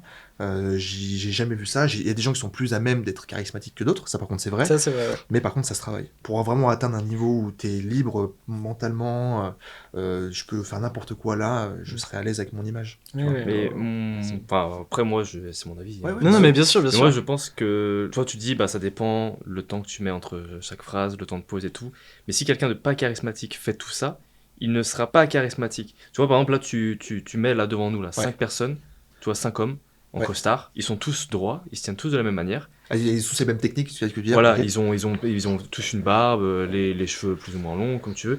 Il y en a un qui va ressortir, celui qui aura plus de charisme. Pourtant, ils sont habillés de la même manière, ils ont peut-être la même coupe, ils ont à peu près la même barbe, mais il y en a un qui va ressortir, parce que pour moi, le charisme, c'est ce que tu dégages. Et ce que tu dégages... c'est de la confiance en soi. Ouais, mais comment tu arrives à le voir alors qu'il y a 5 personnes qui sont juste devant toi et qui se tiennent de l'une la par même rapport manière. aux autres ils n'ont pas le même niveau, tout simplement, ils n'ont pas eu les mêmes expériences, et ils sont tous là, ils sont tous là, mais ils n'ont pas vécu les mêmes choses, et ils vont peut-être vivre ces choses-là plus tard, c'est juste qu'ils l'ont pas encore. Parce que si là sur les 5, exemple très pertinent, t'en as 5, il y en a un qui ressort, ok, ce mec qui ressort, tu l'enlèves. Il y en aura un des 4 qui ressortira plus. Parce que le charisme... Oui, par rapport aux 3 autres. Par rapport aux 3 autres. Parce qu'en fait, le charisme, c'est souvent jugé par rapport à ceux qui t'entourent. En vrai. Tu vois, si tout le monde est charismatique, tout le monde est normal. Tu vois, si tout le monde est vraiment... Si tout le monde était ici avec que des Lucas, là, il y a pas de charisme. Bon, incroyable, j'ai une image en tête. Il y a que des Lucas partout. c'est Matrix. Mais tu vois, il n'y a pas de charisme. S'il y avait que des Tommy, il n'y a pas de charisme, vu que c'est Tommy. Tu vois, il y a que des Tommy. Mais toi, t'es charismatique par rapport à Michel, qui est à côté de toi. Tu sais ce que je veux dire ? C'est par rapport à ceux qui t'entourent, etc. T'es plus à l'aise à l'oral, plus machin. Donc si sur les 5 qui sont en face de toi, t'enlèves le plus charismatique, et ben dans les 4, il y en aura un qui sera plus charismatique. Donc ce sera lui le charismatique. T'enlèves et puis à la fin, le dernier sera charismatique. Votez sur YouTube qui est le plus charismatique des 3. Attention. Tu as eu l'impression, c'est... Pour moi, je maintiens que si t'es en surpoids ou plus fin, et travailler son charisme, c'est vachement plus dur. Je dis pas que c'est impossible, hein, parce qu'il y a des personnes justement qui sont plus... des acteurs notamment, mais les acteurs encore pour moi c'est une niche. Parce qu'en fait, bah, évidemment qu'ils sont à l'aise, ils sont acteurs. Tu pourrais pas tu t'es forcément à l'aise avec toi-même, t'as fait un gros travail sur toi-même, mais dans la vie générale, si t'es en surpoids, si t'es en sous-poids ou ce que tu veux, et ben les critiques que tu vas recevoir depuis ton enfance, toi t'as pris le devant. T'étais toujours en pull, et d'un coup t'as fait du sport, et maintenant à l'aise, tu vois. Mais t'as pris la tangente. Il y en a qui le font peut-être pas, et du coup bah, ils ont pas développé ce truc-là que t'as, l'aura que t'as, tu vois, t'es posé, t'es calme. Quand tu vois, t'as toussé tout à l'heure, t'as pas fait pardon, machin, t'as fait. Et t'as repris. Ah oui, mais tu vois ça, ouais. ça c'est une preuve que t'as déjà fait un gros bout de chemin sur toi. Tu vois, t'as laissé le silence, tu vois, t'as toussé, t'étais pas en mode, bah c'est peut-être on est en tournage, machin, non. Et t'as repris. Et ben ça, pour moi, ça se travaille. Ça se travaille parce que peut-être que t'as vécu un truc au collège, etc. Pull et tout, c'était relou, t'as pris la tangente, sport, t'as travaillé ton mental, et au final, maintenant, t'en es là et t'as du charisme parce que justement, t'as vécu ces expériences-là. Alors que si t'avais pas pris cette tangente, peut-être que, bah déjà, on se serait peut-être pas rencontrés, parce que t'aurais pas fait ces choix-là, etc. Mais je pense que oui, ça se travaille. Entre un maigre et une personne qui est maigre et une personne qui est en surpoids, effectivement, pour moi, ce sera plus compliqué. Je pense qu'il y a un facteur qui rentre en jeu et qui peut modifier tout ça aussi, c'est bête, mais c'est le regard des autres. C'est-à-dire que moi, alors c'est un truc dont je suis heureux d'avoir réussi ça, parce qu'il y a plein de choses où, pareil, je suis moins à l'aise devant une caméra ou des choses comme ça. Mais je sais qu'il y a un truc qui fait que c'est pas ça qui me met mal à l'aise, c'est le regard des autres. C'est-à-dire que j'ai appris dans mes 3 années d'école, forcément, et moi y compris aussi, hein, j'étais un gamin aussi à l'époque, il y avait des concours d'ego, t'étais dans le cinéma, waouh c'est super, etc. Du coup tu te prends pas pour de la merde, tu vois, tout simplement. Et du coup, bah, chacun développe son ego, etc. Et après t'as ceux qui redescendent sur terre ou des choses comme ça. Et moi je sais que c'est vraiment la chose qui m'a appris à dire, ben, en fait le regard des autres n'a aucune importance. Ça n'a... Alors attention, hein, je vais développer quand même. C'est-à-dire que... J'ai rien dit. Ouais, non, t'as rien dit, non. J'ai dégagé une question. Non, mince. non, c'est-à-dire que, comme tu disais, tes proches, ça a de l'importance. Voilà. Toute critique constructive de l'extérieur d'un inconnu a de l'importance. Mais quelqu'un qui va juste essayer de dire quelque chose pour te blesser, ça peut être un journaliste ou quelque chose comme ça, j'en sais rien, ça n'a pas d'importance en fait, parce que cette personne n'a aucun lien avec toi, et toi si tu sais qui tu es, moi je sais qui je suis là-dessus, en tout cas là-dessus j'ai confiance, je sais que voilà, je m'arrêterai jamais, même si j'atteins pas mes objectifs, je m'arrêterai jamais, ma vie sera dédiée à ça, peu importe les épreuves. Il y a personne au monde, pas même comme je disais tout à l'heure Christopher Nolan, qui pourrait me dire non, tu n'y arriveras pas. Il y a personne au monde. Parce qu'il y a ce truc-là à un moment donné, on a pris la tangente. Voilà, et le regard des autres, tout ce qui n'est pas constructif n'a aucune importance. Même dans la négociation, moi je sais que j'ai vu une grosse différence avec les clients. 102 kilos et maintenant, et quand j'étais musclé, il y a une différence. Bien sûr. Dans comment les gens ils te parlent. Bien sûr, ça c'est vrai. Ils te respectent. Oui. Je dis pas qu'il faut être bodybuilder pour qu'on te respecte, parce qu'il y a aussi le charisme qui joue, mais même si j'ai une aura, etc., j'ai senti. On te respectait toujours, hein. On me respectait toujours, il n'y a pas de souci.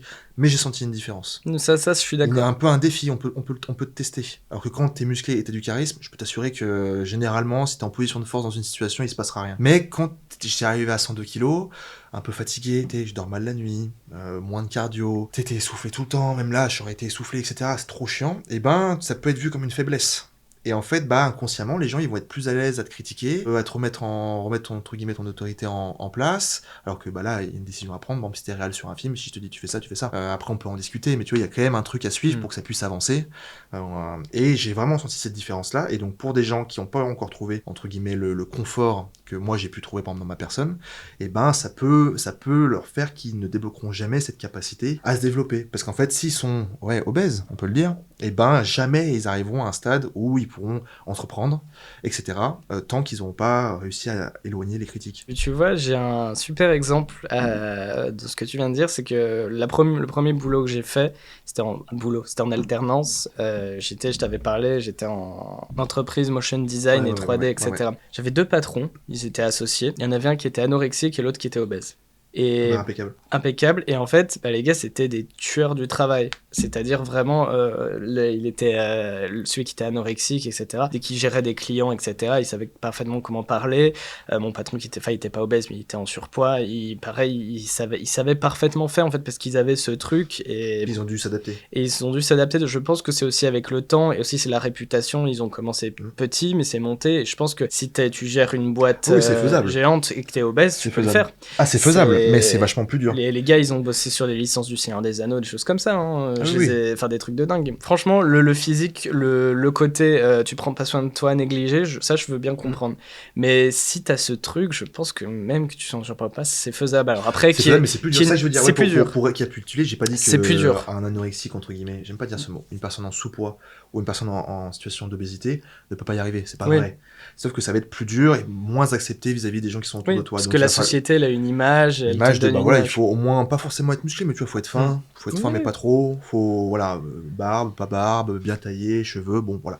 Et si tu rentres pas là-dedans, et ben, il va falloir se fixer une confiance en soi, quoi. C'est pas infaisable, mais ça va être plus long et plus dur que des personnes qui rentrent dans le cadre de beauté. Comme des personnes qui sont, même, on parle dans les entretiens. Si t'es une personne qui est dite pas belle ou pas beau, tu seras peut-être pas pris par rapport à une personne qui sera beau ou belle. CV équivalent, tu prends un beau, un moche, le beau est pris. Et ça, c'est des trucs qui sont incroyables. Et c'est pour ça que moi, j'ai ce truc-là. Et c'est en même temps, c'est un peu normal.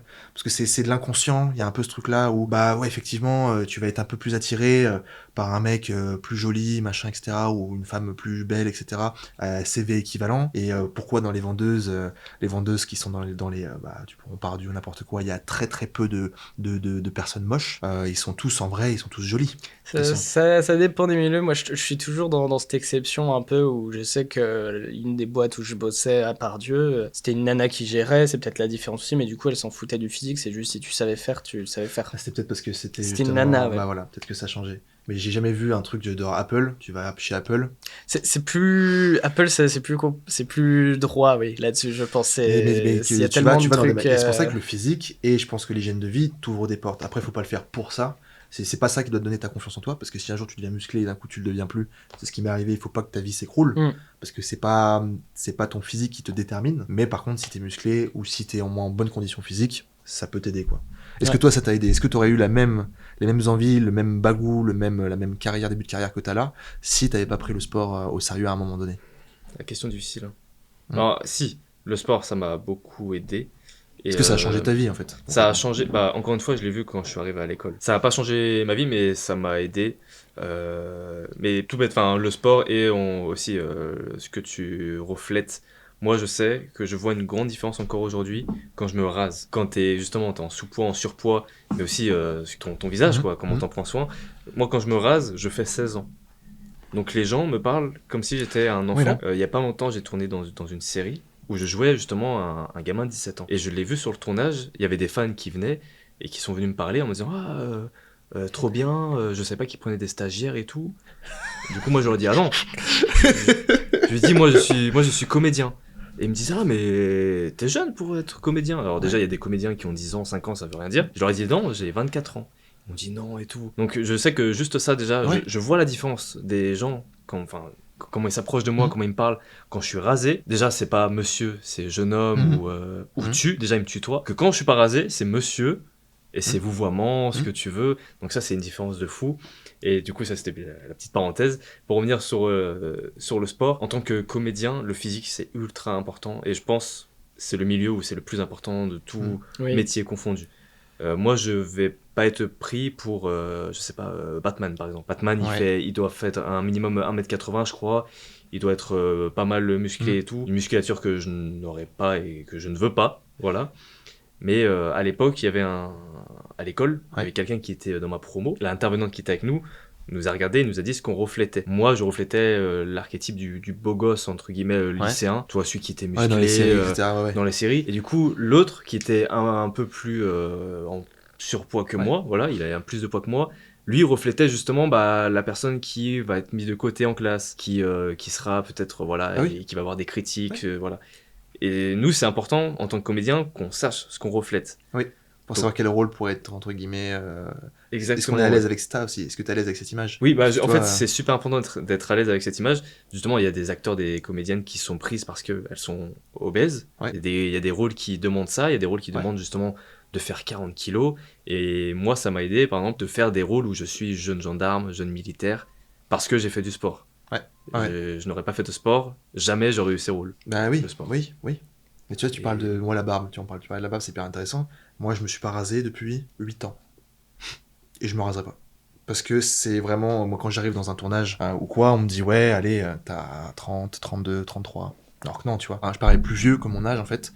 Et ça m'a permis de négocier des contrats plus élevés, de montrer qu'entre guillemets on a une expérience qui est plus vieille aussi. Et en fait, moi, je pense sincèrement que si on en est là aussi, c'est parce que j'ai de la barbe. Ça peut paraître fou ce que je suis en train de dire. Non, mais je vois très bien ce que tu veux J'ai de dire. la barbe, peut-être, ouais. et par conséquent, je pense qu'on a gagné 1 an et demi. Juste parce que je suis la même personne, hein, mais je me rase, on marche moins. Parce que au téléphone ça irait, mais on va se rencontrer, ce serait pas pareil. Ouais, c'est vrai. Hein. Et les gens me C'est- disent ouais, mais d'accord, mais t'as quel âge? Ah d'accord. Bon, tu vois, par exemple, à mon âge, par exemple, moi, c'est un truc, je ne vous le dirai pas là. Je ne le dirai pas. Parce que vu que je parais plus vieux, je m'en Bah, sers comme. moi, je le sais. Mais oui, mais voilà. Mais je tu le vois. dirai pas. Mais tu vois, il y a vraiment... moi ce truc-là, des fois je parle avec des gens et tout, c'est personne. Ici, il y en a peut-être 2 qui savent mon âge. Je ne dis pas mon âge parce que je joue là-dessus. Je joue sur le fait que voilà, j'ai de la barbe, on me paraît pour quelqu'un de plus vieux. J'ai la situation aussi qui fait aussi que les gens ils te mettent un peu plus haut parce que j'ai le niveau au moins matériel, tu vois, et contact de quelqu'un qui est plus âgé. Et du coup, bah, je garde cet âge-là pour m'aider. Mais sans la barbe, j'en serais pas là. Ce qui est fou de se dire ça. C'est-à-dire que je suis la même personne, mais peut-être que les gens m'auraient pris moins pris au sérieux, j'aurais dû plus galérer. Peut-être que j'y serais arrivé, mais peut-être pas. Et tu vois, le fait d'être en surpoids et imberbe peut-être, et peut-être même petit, et ben peut-être que tu vois, ça fait petit, un peu gros et sans barbe, bah là c'est technique. Hein. Là c'est vraiment technique. Il y a quand même des facteurs Oui. de réussite qui te. Parce que la barbe, j'ai rien demandé quoi. Tu vois, si j'aurais été imberbe, ça aurait peut-être changé ma vie alors que j'ai rien demandé. Oui, bah, C'est fou. en plus, on a tous les 3 pas la même Non. Ah non, pilosité faciale, Non. donc... Et Non. t'as la taille aussi, tu vois. voter pour la meilleure. Voter pour la meilleure barbe. ouais. Mais, mais tu oui, vois, mais non, mais tu parles de la taille, c'est super important. On fait la même taille, je crois. Je fais 1m69. J'ai même Je pas fais atteint. 1m69. Ah bah, Je Et sais on est pareil. les mêmes. Vous êtes les mêmes. Vraiment, c'est un truc de dingue. Et non, mais la taille, moi, ça m'a bloqué pendant un Ouais. long moment. Je sais bah pas. moi, ça m'a servi au contraire. Ah. Mais parle d'abord de pourquoi ça t'a bloqué. Enfin, ça m'a bloqué... Ouais, collège, lycée. Moi, en fait, je fais la même taille depuis peut-être fin collège, début Peut-être lycée. pareil, ouais. Et les autres étaient tous plus grands que moi. Tu es le petit de la bande. Ah oui. Mais le petit dans tous les sens. Tu peux être J'avais le même âge, mais j'avais l'impression d'avoir 5 ans de moins. Oui. Du coup, on me parlait pas de la même manière. Et même encore aujourd'hui, quand j'accueille des clients à l'Escape Game, ils sont généralement tous plus grands que moi. Et je suis vu comme le petit, quoi, le jeune, alors que je suis plus vieux qu'eux parfois. Et enfin, aujourd'hui, je m'en fous, Mais c'est chiant. mais parfois c'est chiant, ouais. Et du coup, ça me bloque. ça, là, ce que tu dis, ça alimente ce que je dis depuis le début. Si t'es en sous-poids, surpoids, petit, ou imberbe, ou machin pour un homme, tu vois, et ben en fait, ta vie peut basculer. Oui, ça change tout. Ça change tout, et même ton charisme en fait. Parce que bah, peut-être que toi ça t'impacte plus parce que t'as eu ce travail-là et t'as pris la tangente. Mais je pense que là, si on est même là, si t'es devant la caméra, si on est devant la caméra, c'est qu'on a fait un pas sur nous déjà. Non, parce que là, mais tu vois, il y a des gens Oui, qui auraient dit, évidemment. ah non, moi je vais pas finir sur YouTube. C'est hors de question. Oui, J'ai- il y a je sais des gens, pas la quoi caméra, dire. c'est non. Donc nous, si déjà on est devant la caméra, on sait s'exprimer, on a un sujet, on sait assumer un point de vue qui soit différent ou pas, bah, c'est qu'on a déjà passé un certain cap d'acceptation de la critique. Mais il y a des gens, tu vois, qui seraient petits, moi j'en connais, hein, ils sont petits, et ben ils sont pas du tout à l'aise. Hein. Tu le vois. Dès que tu commences à contre-argumenter ce qu'ils sont en train de dire, ils acceptent. Parce qu'en fait, eh ben, ils sont pas confiants. Ils sont pas confiants et c'est dû juste à un facteur, la taille. Et d'autres, c'est le poids, d'autres, c'est la barbe, d'autres, c'est... Et en fait, il faut réussir à se détacher un petit peu de ça pour, comme tu disais, le charisme. Essayer de trouver son charisme pour essayer d'entre guillemets d'impacter les gens qui sont autour de toi et de se faire aussi un peu respecter. Et une fois que t'as réussi ça, je pense que c'est bingo. Mais oui, si t'es petit, moi je sais pas ce que ça fait d'être petit, mais je pense que ça aurait été compliqué pour moi. Moi, collège-lycée, c'était pareil, j'étais le petit de la bande, etc. Machin, ça, voilà, j'ai connu exactement la même chose, mais c'est plus vis-à-vis du métier, en fait.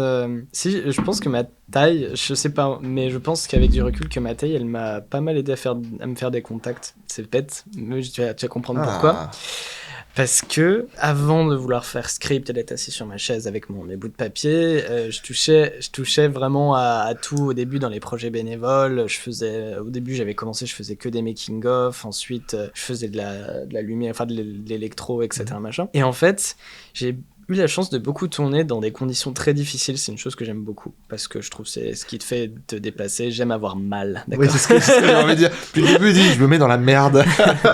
J'aime bien ces situations-là et en fait, j'avais un petit peu, pas cette réputation, enfin si un petit peu, de pouvoir me faufiler un peu où je voulais. Du coup, c'est tout bête, mais quand je devais aller sous une estrade pour coller des lumières pour un truc de concert, etc., ben j'y allais beaucoup plus facilement que les autres. J'avais cette réputation d'être Gollum en fait.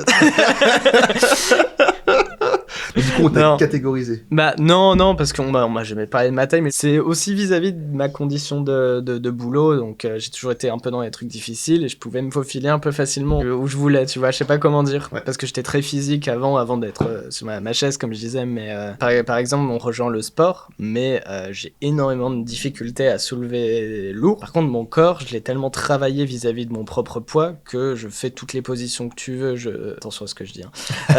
C'est-à-dire, je peux grimper, oulala, je peux grimper. J'adore.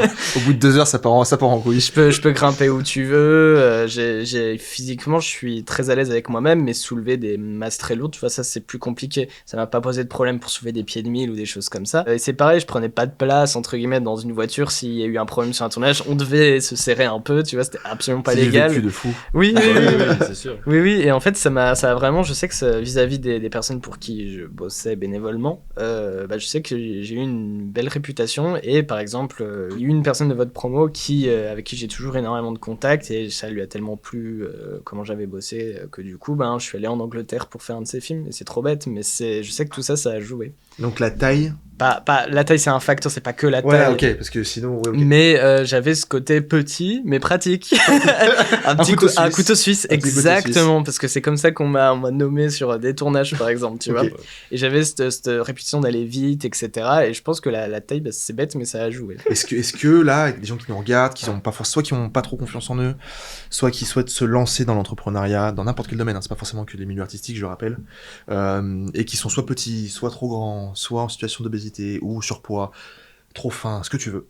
Quel conseil on leur donnerait pour, entre guillemets, réussir à faire passer le regard des autres en second plan et en fait tenter des choses? Est-ce qu'il faut se fixer des objectifs? Est-ce qu'il faut pas s'en fixer? Qu'est-ce que vous diriez à ces personnes-là qui souhaiteraient passer le pas, quoi? Wow. Là, je viens de vous lancer un truc. Waouh. Allez, vous avez 2 heures. Moi, honnêtement, ce que je dirais, si on prend l'exemple d'une personne qui n'est pas bien dans son corps, on va pas dire obèse ou en sous-poids, une personne qui n'est pas bien dans son corps mais qui a cette mentalité de changer, ça dépend, c'est tellement vaste comme question, ça dépend d'où elle vit, cette personne, si elle vit en couple, si elle vit chez ses parents, etc. Je pense qu'il faut se fixer des objectifs, aussi se laisser surprendre, je pense que ça va rejoindre un peu nos deux avis différents là-dessus, parce que moi je crois vraiment, enfin j'ai cette mentalité, après ça dépend des croyances et tout, mais j'ai cette mentalité de me dire que si tu veux quelque chose, la vie elle finit par te le donner, ça peut prendre 10 ans. Ouais, je suis tout d'accord Mais là-dessus, je parle un peu entre guillemets, pas de karma, mais karma logique, pas spirituel, hein, du tout. Je suis pas du tout comme ça, mais je veux dire, tu fais quelque chose de bien, ça t'amène à quelque chose de bien, ça veut pas dire que t'es récompensé, moi je crois pas vraiment à ce système-là, mais vis-à-vis de toi-même, etc., tu vas prendre en confiance et je pense qu'il faut se fixer un objectif par étape en fait. T'as un objectif, ça peut te prendre 20 ans, mais tu dois avoir une vision claire quand même, je pense, pour arriver à cet objectif, tout en justement dans ton parcours tu vas forcément avoir des opportunités que t'avais pas du tout prévues. Moi ça m'est arrivé plein de fois et ça a tout changé, donc ça pourra peut-être même accélérer ça, mais je pense que tu dois avoir un minimum de vision claire, un squelette en fait, simplement. Ouais, c'était Jérémy Ferret qui disait si tu te sens pas bien dans ta situation et que tu as envie de changer, que ce soit physique, professionnel, amical, couple, ce que tu veux, si tu veux voir un changement, il faut changer. Oui. Mais en gros, Jérémy disait, écoute, Jérémy Ferrari, il a des problèmes d'alcool, etc. Il en parle beaucoup en interview et tout, c'était hyper intéressant. Et il disait ce truc-là, en fait, à un moment donné, il y a que toi qui va te sortir de cette situation. Exactement. Donc en fait, si tu veux un changement drastique, si tu veux que ta vie change drastiquement, il faut un changement drastique. Donc, si jamais t'es un fumeur ou que tu bois ou autre chose, que tu veux arrêter, c'est pas tu arrêtes demain, c'est tu arrêtes maintenant, parce que en fait, tu n'arriveras jamais en fait à franchir le cap. Si au moment où t'as l'émotion de faire quelque chose, c'est à ce moment-là qu'il faut le faire. Faut pas le programmer. Et là, c'est pour ça que je reviens qu'il y a le plan sur le long terme, et toi qui disais, il faut le faire le jour. Mais effectivement, si aujourd'hui tu as envie de faire ça, il sera beaucoup plus productif que si une personne qui l'avait programmé et qui va se forcer à le faire à un instant T. Donc, si tu veux changer, que ce soit du coup tes conditions physiques, que ce soit tes conditions même intellectuelles ou tes relations, à un moment donné, si y a des gens qui te font du mal ou qui te montent pas vers le haut, faut arrêter de les voir. Exactement. Si tu te sens pas bien physiquement, faut soit reprendre un régime alimentaire, soit faire du sport. Si tu te sens pas bien professionnellement, faut essayer d'établir un plan sur au moins 6 mois, 1 an. Est-ce que tu as le chômage parce que tu vas partir, parce que t'as bossé depuis un petit moment? Est-ce que tu as des gens avec qui tu peux t'entourer? Si tu veux te lancer dans le milieu de l'entrepreneuriat, se renseigner un maximum, que ce soit en regardant des podcasts, que ce soit en regardant des vidéos, en s'entourant de gens dans un espace de coworking ou autre. Et une fois que tu as établi tout ça, tu changes drastiquement de vie pour réussir à atteindre tes objectifs. Tu as tout dit. Voilà. Waouh. C'était préparé ou? Non, pas du tout. incroyable. Pas du tout. Moi, savoir que je ne prépare jamais rien. Votez pour la meilleure citation de... La meilleure citation aujourd'hui. Non, en tout cas, les gars, merci beaucoup d'être venus. C'était un vrai plaisir. C'est passé très vite. J'espère que vous avez passé un bon moment. C'était super. Oui, ouais, non, c'était cool. C'était hyper intéressant, des points de vue différents. Et on s'est rendu compte que vous étiez jumeaux. Donc, bon, ça, c'est encore autre chose. mais c'est hyper intéressant. En tout cas, merci beaucoup à vous d'avoir regardé. Si vous avez un point de vue à nous donner, n'hésitez pas à le mettre en commentaire. Un petit like, un partage, ça fait toujours plaisir. Abonnez-vous. Et on se dit à dimanche prochain, 10h pour un nouvel épisode. Ciao, ciao.